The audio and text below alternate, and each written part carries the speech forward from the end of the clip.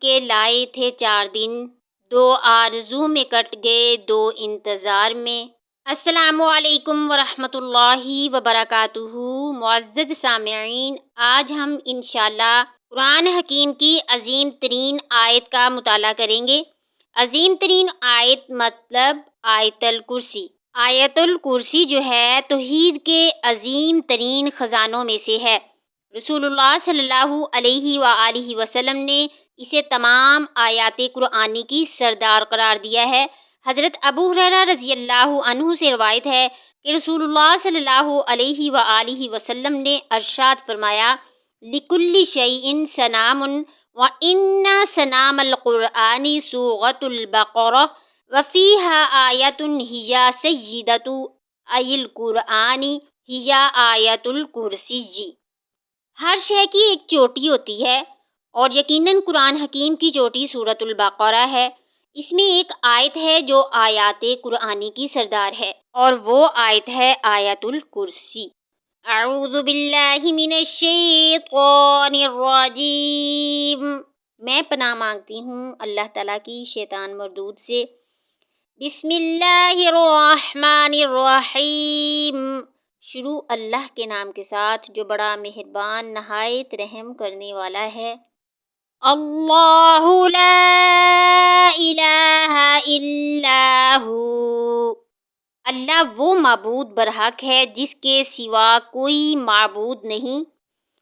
الحی القیوم، وہ زندہ ہے، سب کا قائم رکھنے والا ہے۔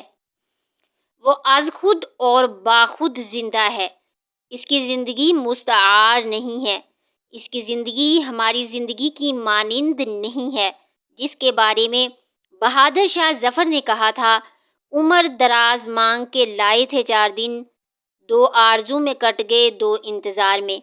اللہ تعالیٰ کی زندگی حیات مستعار نہیں ہے، وہ کسی کی دی ہوئی نہیں ہے، اس کی زندگی میں کوئی کمزوری نہیں ہے، کوئی محتاجی نہیں ہے، وہ خود اپنی جگہ زندہ و جاوید ہستی ہے اور باقی ہر شے کا وجود اس کے حکم سے قائم ہے۔ وہ القیوم ہے، اس کے اذن کے بغیر کوئی شے قائم نہیں ہے۔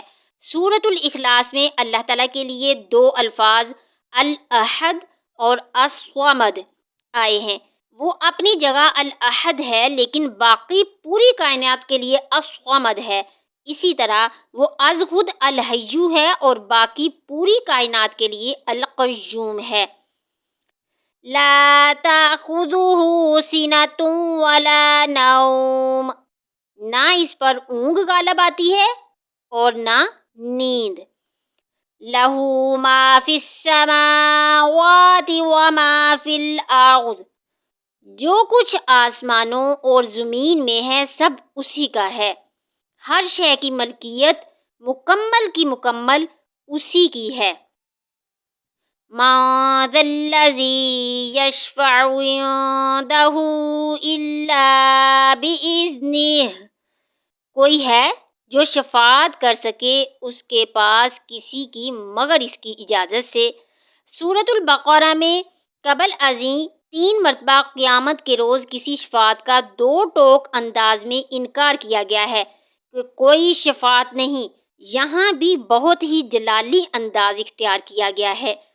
من ذا الذی یشفع عندہ، یعنی کس کی یہ حیثیت ہے، کس کا یہ مقام ہے، کس کو یہ اختیار حاصل ہے کہ وہ اپنی حیثیت کی بنیاد پر اللہ کے حضور کسی کی شفاعت کر سکے۔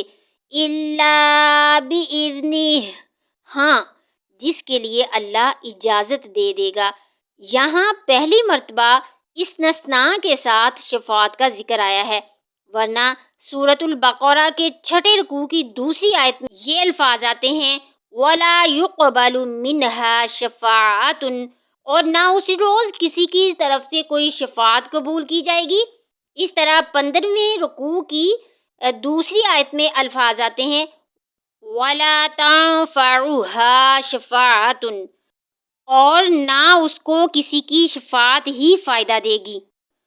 يَعْلَمُ مَا بَيْنَ أَيْدِيهِمْ وَمَا خَلْفَهُمْ، وہ جانتا ہے جو کچھ ان کے سامنے ہے اور جو کچھ ان کے پیچھے ہے۔ عام طور پر دنیا میں ہم کسی کی سفارش کرتے ہیں تو کہتے ہیں کہ بھئی میں اس شخص کو بہتر جانتا ہوں۔ اصل میں یہ جیسا کچھ نظر آتا ہے ویسا نہیں ہے۔ اس کے بارے میں جو معلومات آپ تک پہنچتی ہیں وہ مبنی بر حقیقت نہیں ہوتی۔ اصل حقائق کچھ اور ہیں۔ اللہ تعالیٰ تو جانتا ہے جو کچھ ان کے سامنے ہے اور جو کچھ ان کے پیچھے ہے۔ وَلَا يُحِيطُونَ بِشَيْءٍ مِّنْ عِلْمِهِ إِلَّا بِمَا شَاءَ، اور وہ احاطہ نہیں کر سکتے اللہ کے علم میں سے کسی شے کا بھی سوائے اس کے جو اللہ چاہے۔ باقی ہر ایک کے پاس جو علم ہے وہ اللہ کا دیا ہوا عطائی علم ہے۔ بڑے سے بڑے ولی، بڑے سے بڑے رسول اور بڑے سے بڑے فرشتے کا علم بھی محدود ہے۔ فرشتوں کا قول ہے لا علم لنا الا ما علمتنا، ہم کچھ نہیں جانتے مگر جو تو ہمیں سکھا دیتا ہے۔ وسع کرسیہ السماوات والارض، اس کی کرسی تمام آسمانوں اور زمین کو محیط ہے۔ یہاں کرسی کے دو مفہوم ہو سکتے ہیں۔ ایک تو یہ کہ اس کا اقتدار، اس کی قدرت اور اس کا اختیار پوری کائنات کے اوپر حاوی ہے۔ نیز یہ بھی ہو سکتا ہے کہ اللہ تعالیٰ کے اقتدار کی علامت کے طور پر واقعتاً کوئی مجسم شے بھی ہو جس کو ہم کرسی کہہ سکیں۔ اللہ تعالیٰ کے عرش اور کرسی کے بارے میں یہ دونوں باتیں ذہن میں رکھیں۔ یہ بھی ہو سکتا ہے کہ ان کی کوئی مجسم حقیقت ہو جو ہمارے ذہن اور تخیل سے دور ہے، اور یہ بھی ہو سکتا ہے کہ اس سے استعارہ مراد ہو کہ اس کا اختیار اور اقتدار آسمانوں اور زمین پر چھایا ہوا ہے۔